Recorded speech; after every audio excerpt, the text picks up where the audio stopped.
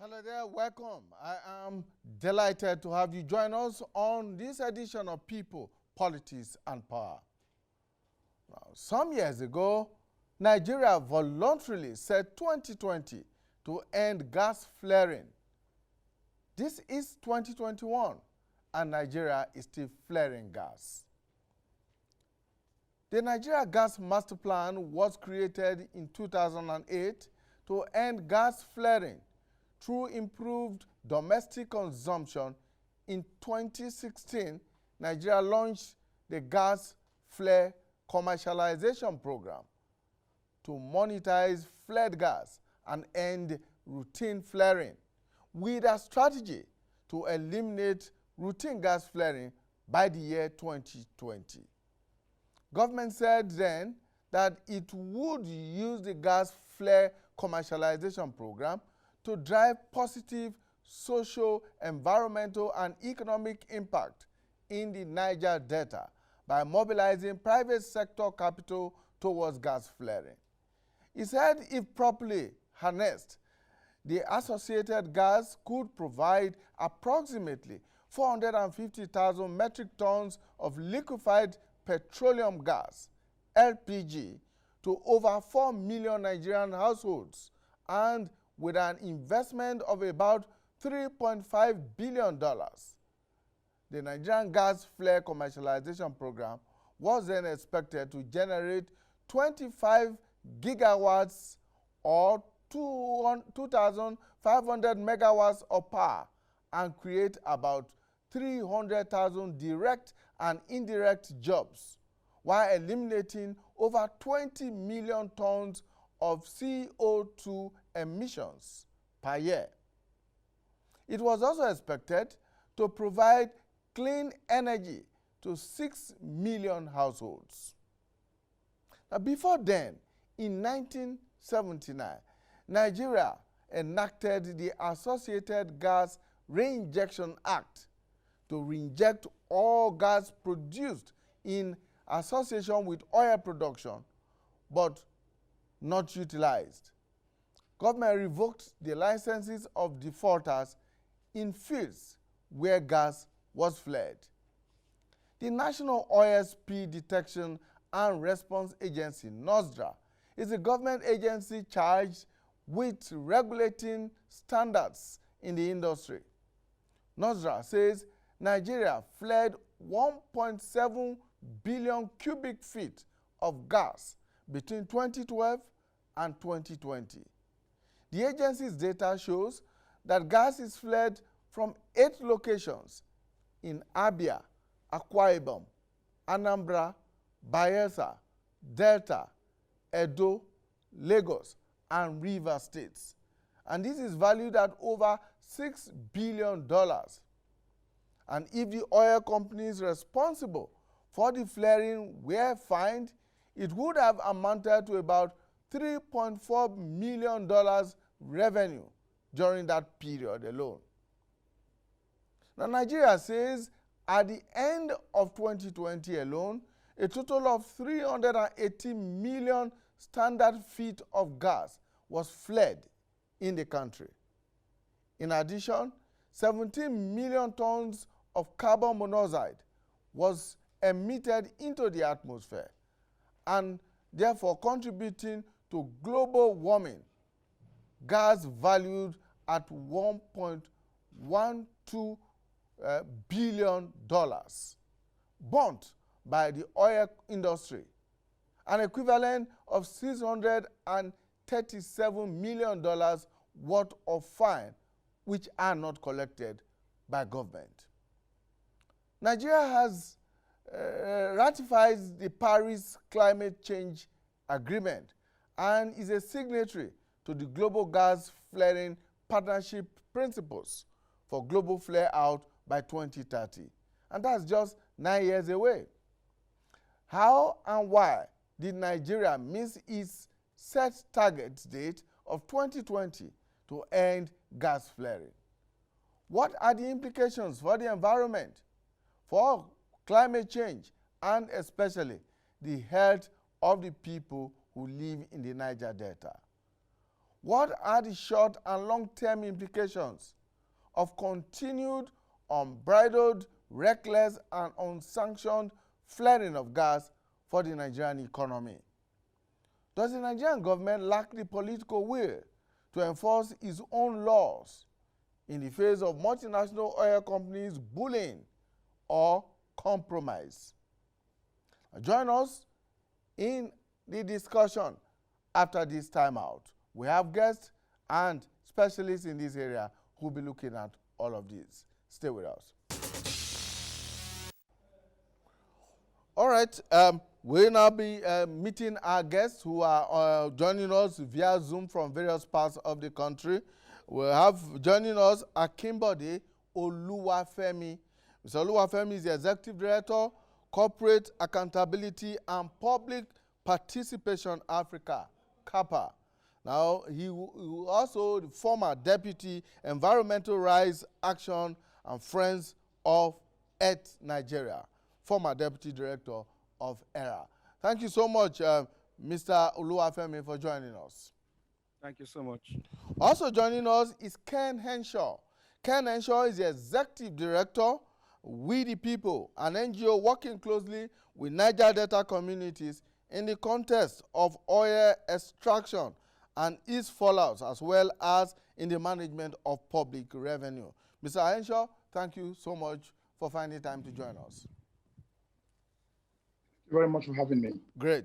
Now, let us also tell you very quickly that we did invite the Director General of NOSDRA, Mr. Idris Musa, who is actually the man directly in charge of NOSDRA, the National Oil Spill Detection and Response Agency, otherwise known as NOSDRA.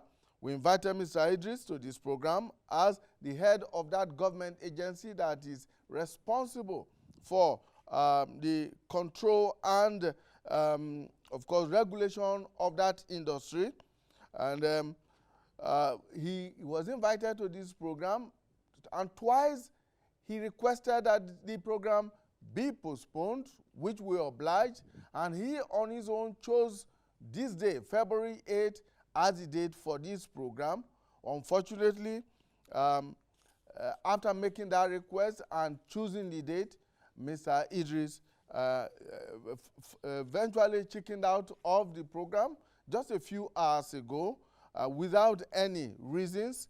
He did not give any explanations for dropping out of the program.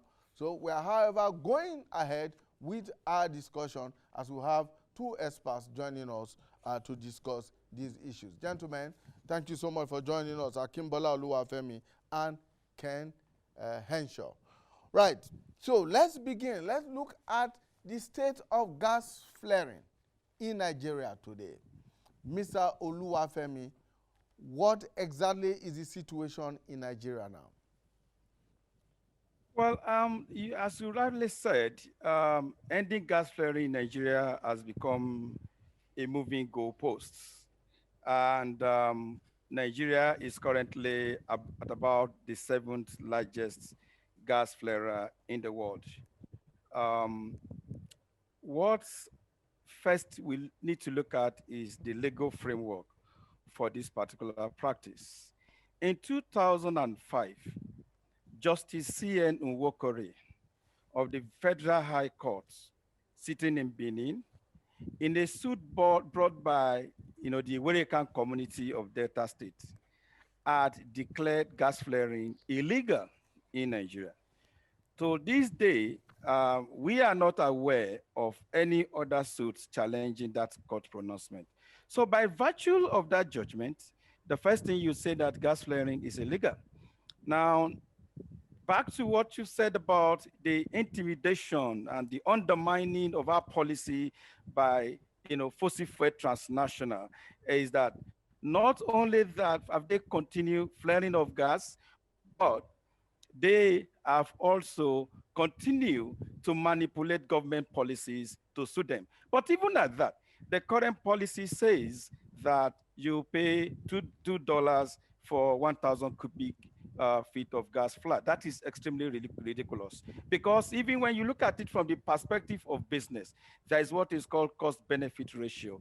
So you find out that the companies will prefer to continue to pay $2 for 1,000 cubic feet of gas than either reinjecting associated gas or making investment in gas.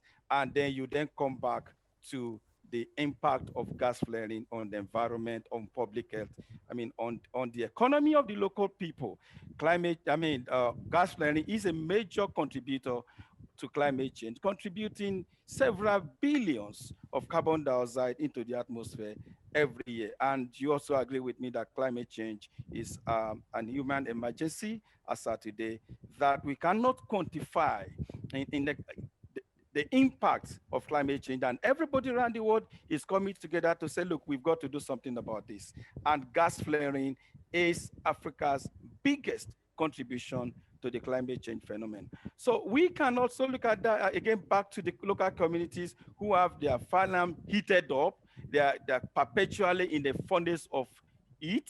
A study shows that about 2 million people actually live less than a kilometer, about a kilometer of a gas flare. And so you have their homes heated up, your system heated up, there is possibility of, cancer and several other diseases. So this is the situation we are in, and we have a government that doesn't seem to be ready to end gas flaring. So gas flaring continues rather than abating in Nigeria. Mr. Henshaw, let's look at the operating environment of gas flaring at the moment. Is it that Nigeria do not have laws, or the laws are inadequate, or that the laws are there, but there is a lack of political will to enforce them? Well, I think it is a little bit of all of that. Unfortunately, we do not have any law that expressly outlaws gas flaring. Such a law does not exist. And like my friend Bode said, over the years, Nigeria has, rather than stop gas flaring, resorted to collecting paltry fines from oil companies, while the environment keeps being spoiled. So there are no laws in place, but we have what we call judicial precedent. And like you mentioned, in 2005, there was a case brought by a community on the subject matter of gas flaring. And that community won that case, basically saying gas flaring is illegal.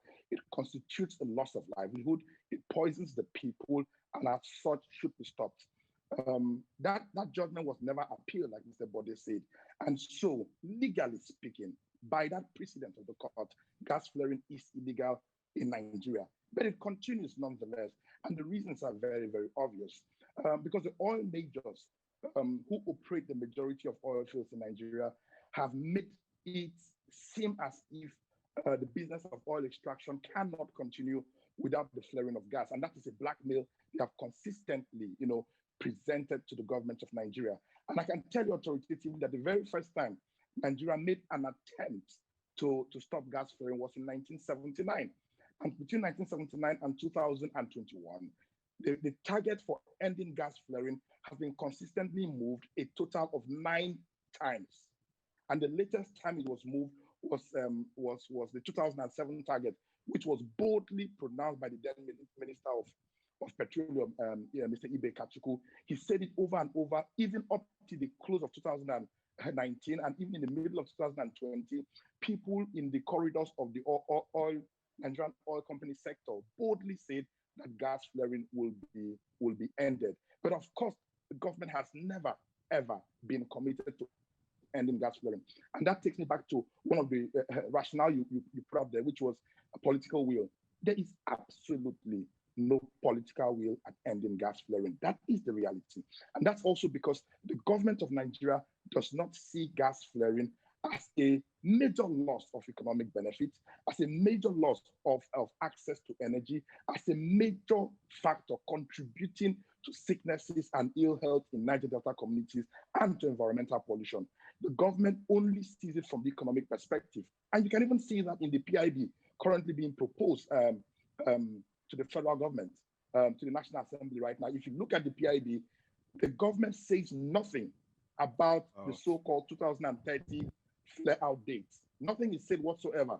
What the government instead says is that if gas that the Minister of Petroleum can give waivers for gas flaring for companies to flare gas. Okay, it talks about waivers. It does not talk about flare out. It instead talks about fines. And it's funny. It's really funny because even those fines mentioned in the PIB are going straight to the federal government and not to the communities whose environment is being destroyed and whose health are being compromised. And so I think it's all of the above. The government has no will. The government is not committed, and there are no strong legal frameworks in place to ensure that gas flaring ends.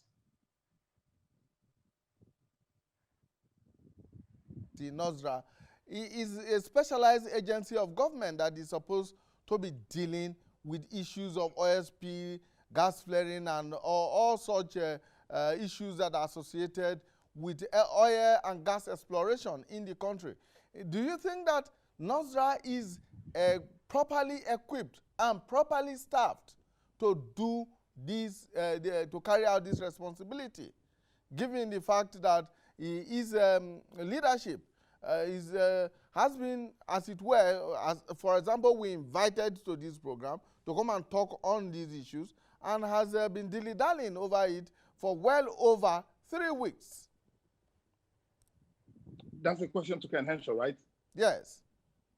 Oh, okay, yeah, so it's a good question. I think that NOSDRA does not have the capacity, including the technical expertise and the financial resources, which is required to monitor environmental pollution, especially in the oil and gas sector. It is not primed in any way to do so. I'm also aware that there was an amendment bill for that agency, and it got up to the presidency, and accent was declined.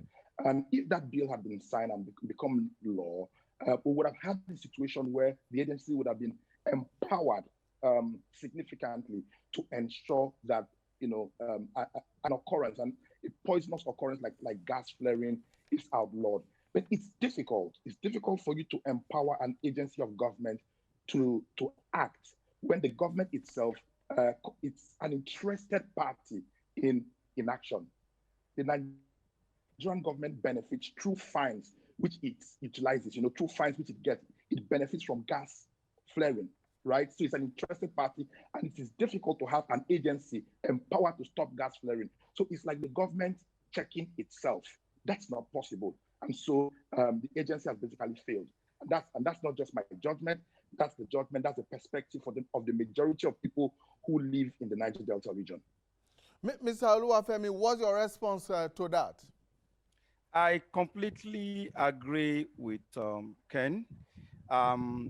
First is we have to look at the policy framework that created some of these agencies, NOSDRA, DPR, and the rest of them that has to do with even the Ministry of Environment. Are the policies and framework sufficient? I would say a big no. Are they adequately resourced to do what we expect them to do for the environment? In this case, gas flaring, I would say no. The Ministry of Environment itself is like an appendage, agency of government, because of the kind of ridiculous resources allocated to it vis-a-vis the responsibility, the role of that particular very important agency. But most importantly, as he has rightly said, is that we don't seem to have a central government that is interested in the environment. We don't seem to have a central government that is interested in protecting the lives of the people that are affected by constant 24 hours flares in the Niger Delta. We don't seem to have a federal government that is interested in ending gas flaring. But it's quite unfortunate that, rather than looking at the tokenism of the oil industry, is to look at the loss in terms of what is Nigerian government even losing in terms of revenue, which is at the region of several billions of dollars, as well as over 39 billion that is the environmental cost of gas flaring annually, so that the government can then begin to take appropriate action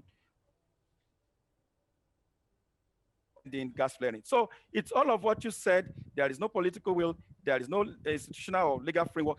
And let me tell you this. Part of what we have discover on the field for a lot of government agencies that are meant to regulate oil companies in Nigeria is that they still rely on the infrastructure of the companies they are supposed to regulate. Do you understand? So you have, for instance, a DPR or a NOSDRA that wants to go and monitor a spill, let's say onshore, that does not have the necessary transport logistics. And so they still come back to the same corporation that has committed the environmental infringement to provide them with vehicles, to even sometimes provide them with hotels, to provide them with choppers to be able to access those places. I mean, we all know what kind of reports do you expect? Because from day one, they are already compromised in doing their job because they have to rely on the infrastructure of some of these people. I mean, it just begs the question when we expect them to do what is right. When even as at today, there is no government agency that is so empowered to know how much of crude is pumped out of the Niger Delta every day. They have to rely by data supplied by the oil companies. These are all we need to look into. And I like the fact that Ken mentioned the PIB. When the whole movement for PIB started, we had expected a PIB that would address holistically some of these and not a PIB that is going to be, kowtowing to the interest of corporation.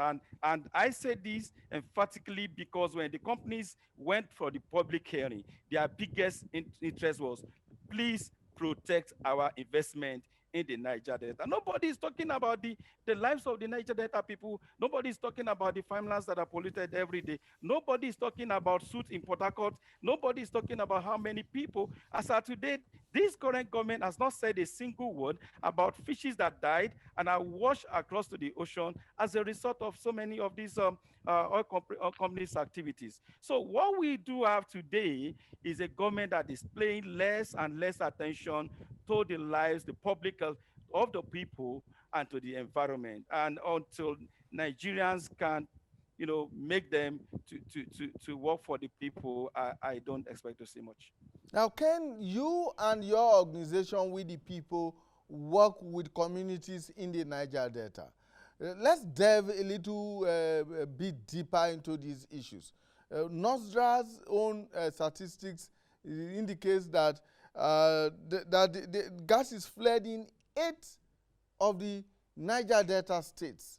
Now, these are just, the states we are mentioning now. There could be several flaring points in each of these states, in each of the Abia, Akwa Ibom, Anambra, Bayelsa, Delta, Edo, Lagos, and Rivers. Now, there could be several flaring points in these places. Now, since you work in that area, you would possibly have some better statistics for us of these flaring points and the populations that are affected by this gas flare. Well, so I heard the states you mentioned, the only, you said 8 states where gas is being fled. Those are the Niger Delta states. You need to also mention Lagos State now. Gas is also being fled. Lagos is there. Lagos State. Okay, yes. Good. I think it's only in Cross River State that gas is not being fled at the moment because technically speaking, Cross River State is no longer oil producing. And when you mention it like that, it feels as if there are 8 flare points. That's absolutely wrong. I mean, if you go to a place like Delta State around OML 30, you see several flare points from community to community. Sometimes these communities are just 15 minutes apart of each other. Sometimes you can even see 2 flare points in one community. And I have visited these communities extensively. They have 2 types of gas flaring. There's very vertical, there's horizontal, each of them with the same devastating effect on the environment in the Niger Delta. And there are several. I have no data because some of these data are very keenly guarded by oil companies. And it's surprising that each of these flare points are actually armed. I mean, before you get to any flare point, you would have to pass through a military post. So people are not, very freely allowed to walk into these gas flare sites and take pictures and conduct interviews, right? They are not allowed to do so. And the question is, why are these facilities being so highly protected? Because there's an interest for the world not to see what is actually going on in those places. And I tell you, I mean, if you have not, I took a friend once, a colleague who works in Abuja. He works in the oil and gas sector, but had never ever gone to a gas flare site. I got to a gas flare site with him in Delta State, and he had his mobile device in his hands, and he was filming gas flaring.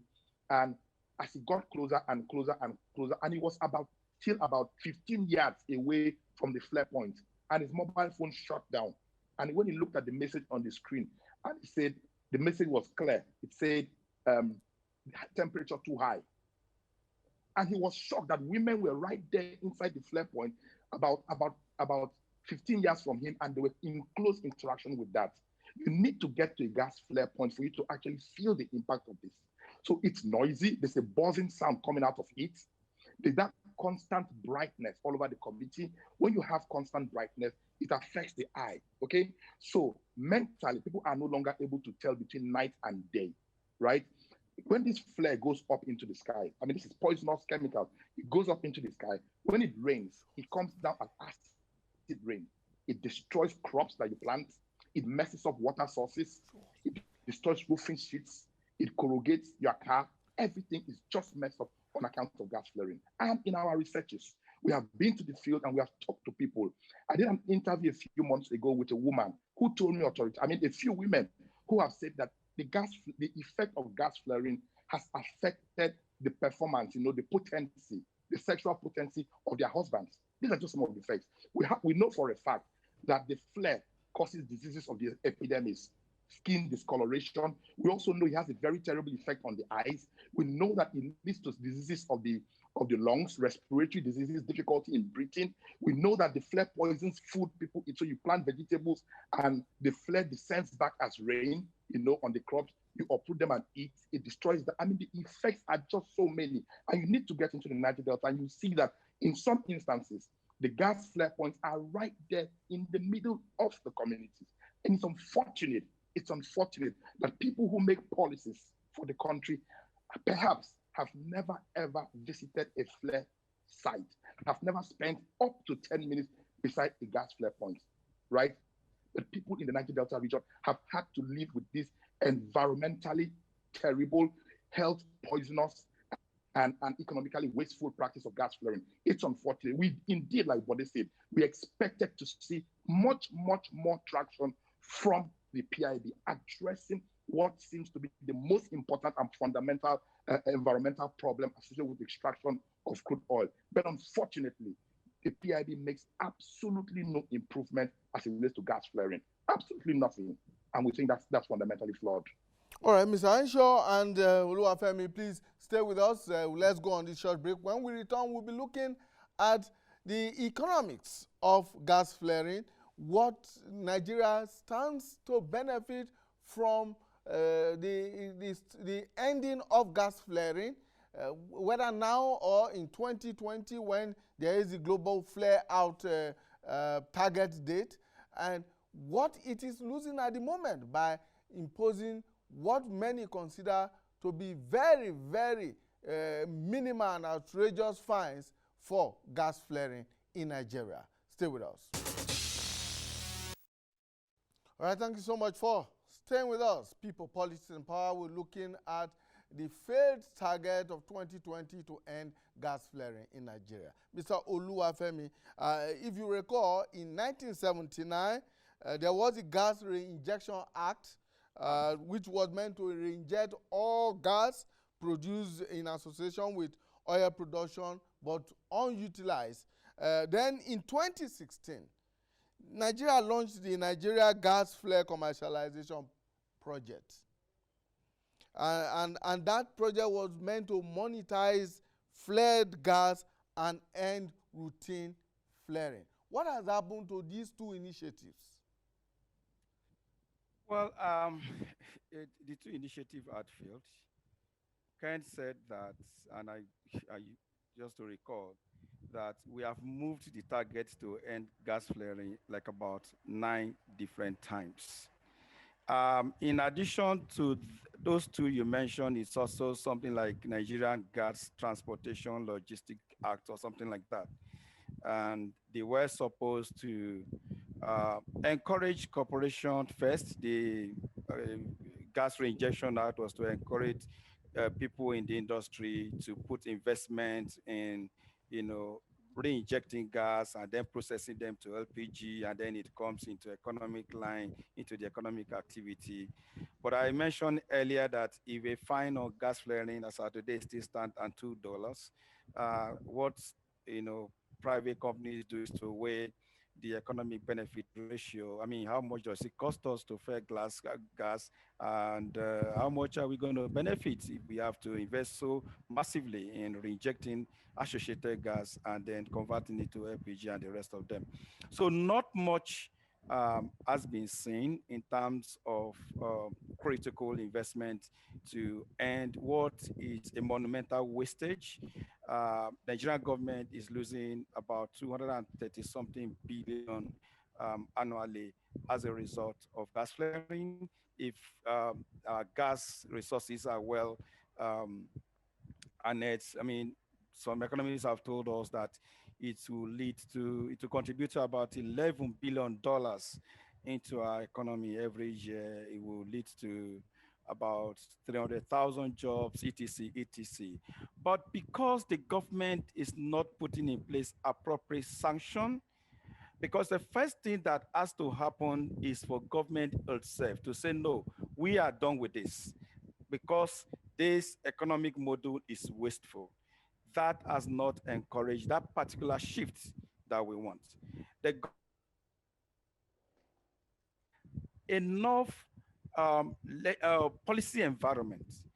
Take, for instance, the issue of the gas commercialization project. That has only led to the escalation of gas explosion across Nigeria.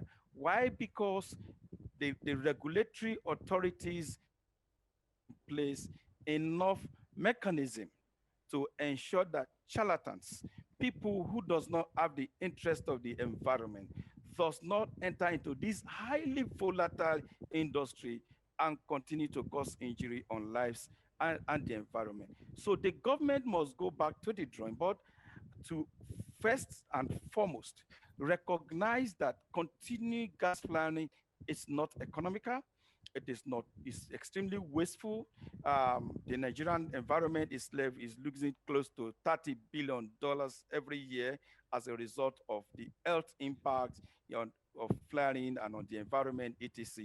To now sit down and reason how to change sincerely this method of producing oil in the Niger Delta to the benefit of the environment and the benefit of the people. And then say, look, if you flout the law, you then as a government must be ready to wield the big stick. And as I said, there must be effective regulatory framework to ensure that companies do not flout our laws just anyhow as we have as of today. Well, Mr. Henshaw, let's go back to the environment. I mean, merely looking at those visuals that we have been showing will indicate to you that the environment around, the immediate environs, and in fact, far afield, almost every living thing in that area is as good as dead. And people in these communities in the Niger Delta are mostly farmers, they are fishermen, and yet we have a situation where gas is flared 247, 24 hours. How has that impacted their livelihoods, the agricultural resources of those areas? Well, it has impacted the livelihoods of the people of the Niger Delta very, very significantly. And so the twin evils of environmental pollution that we deal with in the Niger Delta context is that of gas flaring, but also oil pollution, oil spills. And these two put together have basically destroyed, the environment of the Niger Delta and made it impossible for people to exist. Let me just give you an example of the level of pollution we're dealing with in the Niger Delta, which I'm sure you are aware. In 2011, the United Nations Environment Program conducted an assessment of selected sites in Ogoni land to see the level of hydrocarbon pollution in those areas. And it came out with a report in 2011, basically saying that the Ogoni environment was so terribly polluted that it would take at least between 25 and 30 years to bring it back to full life. And that it would be the biggest ever environmental remediation attempt embarked upon by man. And that it would take several billions of dollars to get this kind of job done. Now, that assessment by the United Nations Environment Program was only carried out in selected sites in Ogoniland. And we have a Niger Delta with 9 states where oil has been extracted nonstop for at least 60 years. What we are saying is that we have massive environmental destruction and pollution in the Niger Delta region, especially, and it gets worse. It gets worse because we know that the people in the Niger Delta region are fisher folks and farmers. This is their major source of livelihood. And that livelihood source has been taken away from them holistically. So gas flaring, for example, makes it difficult for crops to do well. That's a fact. That is documented fact. And also, some of the people engage in hunting activities where you have the forest constantly, brightened by gas flaring. It's impossible for animals to live there. So you find a situation where animals have shifted far away into the forest, away from the reach of people who hunt for them. So the effects on livelihoods are devastating and terrible. On agricultural production, it is terrible. When the rains come down after gas flaring, it gets into the river and supports the pollution of the rivers to the extent that aquatic life that live in the river, live in the creeks, live in the swamps can no longer exist. And so the people have got to migrate, move away from their traditional sources of livelihood. And part of these issues are the reason that has led to the level of frustration which we sometimes see coming from the Niger Delta region. And again, I think that the government has not paid adequate attention to ending gas flaring. This practice has been illegal since at least 1984 in the country. And they have been outlawing gas flaring since 1979. And I'm telling you that even the 2030 deadline, which is just in a period of 9 years from now, will not be met. Because if you want to end a process, if you want to end something you consider economically detrimental, what you do is develop a blueprint. What we expect to see is a blueprint. And that blueprint will have timelines. So what was the timeline between 2020 and 2021? What was the target? Have we achieved any such target? And the answer is no, because there is no blueprint, there are no timelines, and it's just an opportunity to keep flaring until 2030. And then we say, oh, we place another deadline, maybe this time around to 2050. And I stand to be corrected. My opinion on this is simple, that there is no way we can end gas flaring without proposing very strong sanctions on oil companies and people who flare gas. Imagine if we said, if you flare gas in any of your fields, you lose your license to extract crude oil. Imagine if that was the sanction rather than paltry fines of $2. Just imagine if that was the sanction. We would have seen an end to gas flaring. But then again, it boils down on the willingness, the sincerity, and the good heart of the government. And unfortunately, I do not think that the government of Nigeria feels any level of empathy toward the poor, suffering people of the Niger Delta region. These oil companies that are flaring this gas, and possibly people who are in government officials, who should be doing something about it. Well, okay, that's the body. Please, body, go ahead. Okay, so it's in our custom, and I think in every human community, when you commit a crime, you have to restitute for it. You have to pay for that crime. And that's kind of restitution or paying comes in different forms in every culture. We are no longer debating the fact that the activities of multinational oil corporations are impacting on our environment. They are impacting on local livelihoods. They are inducing climate change. They are releasing carbon dioxide to the atmosphere, etc., etc. So who should pay? So there is a global movement now to hold oil corporations accountable for all the harms that they have caused on the environment everywhere. And the Niger Delta, it's most significant that I mean, it is almost like the emblem of pollution, degradation caused by oil multinational. So there is what we now call the liability roadmap. And we are asking governments around the world, and particularly the Nigerian government, to take these guidelines very seriously, to say that, look, when you impact all the environment, you have to pay for restoring the environment. We are saying that there are modes of production, and that also is a little bit enshrined in what we have as environmental impact assessment. That there are modes of production that when you discover that this method of production is going to harm people, is going to harm environment, it's either you stop it or you change that mode of production. That if the oil corporations cannot extract oil in such a way that it will not damage the environment, we should begin to look for an alternative mode of development. By the way, either we like it or not, the end of oil is near. And so, when Nigeria government continue to allow oil corporations to damage our environment, which is our biggest resource, to support a sustainable economy, or act now and allow our local economy, environmentally resilient kind of production to fester. I think the right decision for government to do today is to be very definite about ending gas flaring.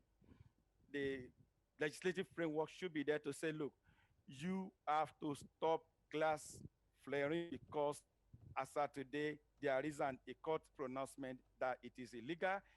And if you must flare gas, then you have to pay huge, huge fine. But let me also add this, that as part of the concept of the liability roadmap that we're now pushing into the United Nations Framework Convention on Climate Change, is that you will also pay for your historical damage on the environment.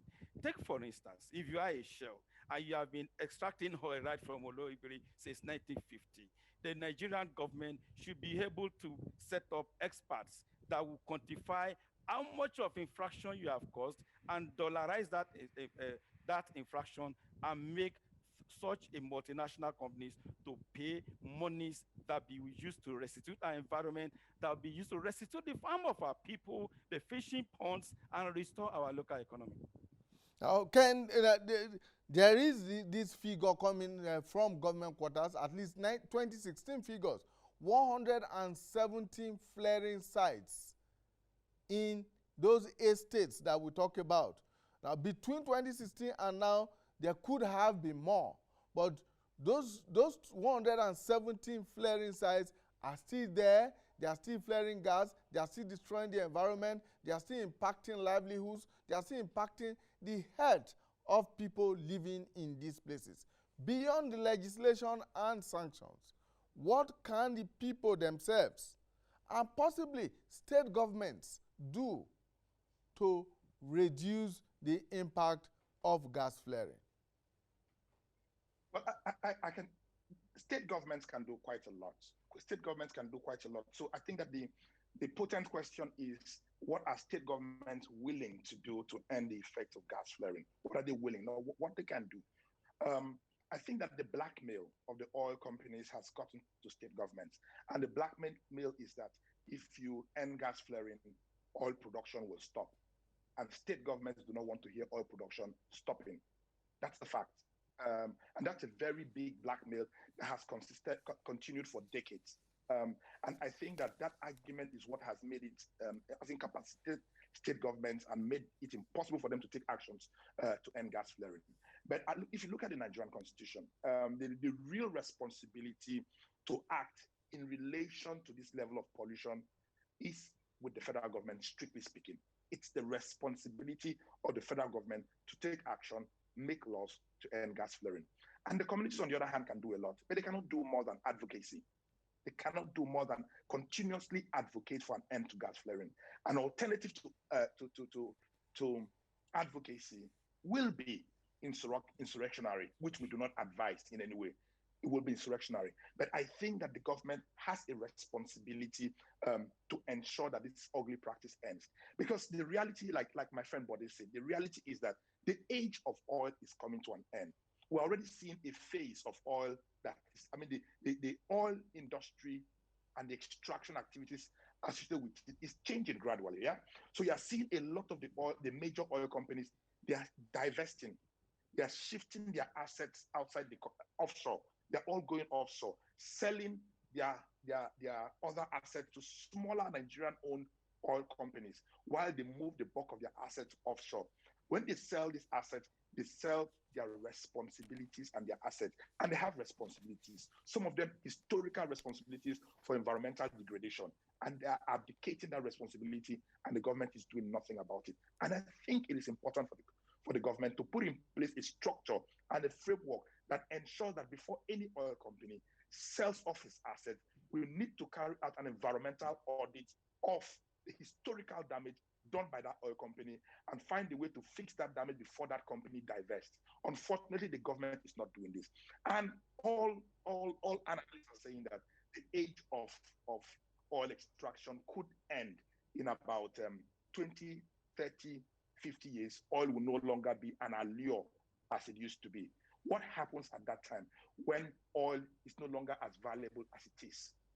What will happen to the people of the Niger Delta region? They will have no livelihoods, and they will have no places, no avenues to exist. It's important to also note this, that like Bode said, gas flaring contributes significantly to global warming and climate change. And it's ironical that the Niger Delta is one of the most impacted by global warming. Since 2012, we have seen significant increases in sea levels. In October, I went to join Krama in a Ahoda local government area of Rivers State, and I visited flood-ravaged communities where sea levels had risen to about 20 feet. So right now, for 3 months every year, people living around the banks of the Niger and Orashi River have to move to higher ground. 3 months every year, they become refugees in their own land. And this is an effect of climate change. And that's an oil-producing community. So what they are producing that is poisoning them environmentally is also contributing to making them refugees in their own land. This is an irony that beats my imagination, and I think it's important that any reasonable government does something about this and does it quickly. Thank you so much, Ken. Indeed, it's an irony that those who should be coming to talk about what government is doing, which is the agency of government so charged with this responsibility, like the NOSRA, has refused to come on this program to come and tell Nigerians what exactly is being done to ensure that people in these regions, in these states, in these estates that have been itemized are not going to continue to suffer from gas flaring indefinitely, and their livelihoods constantly threatened. Mr. Akimbode Oluwafemi, thank you so much for joining us. You are the Executive Director, Corporate Accountability and Public Participation Africa, CAPA, former Deputy Director, Environmental Rights Action and Friends of the Earth, Nigeria. Thank you for your time. And Ken Henshaw, Executive Director, We the People, an NGO working closely with Niger Delta communities in the context of oil extraction and its fallouts, as well as the management of public revenue. Thank you, gentlemen, for your time and for sharing your knowledge with us on the program today. All right, that's it for today. We look forward to bringing you a fresh edition of People, Politics and Power. My name is Imoni Amarere. Bye for now.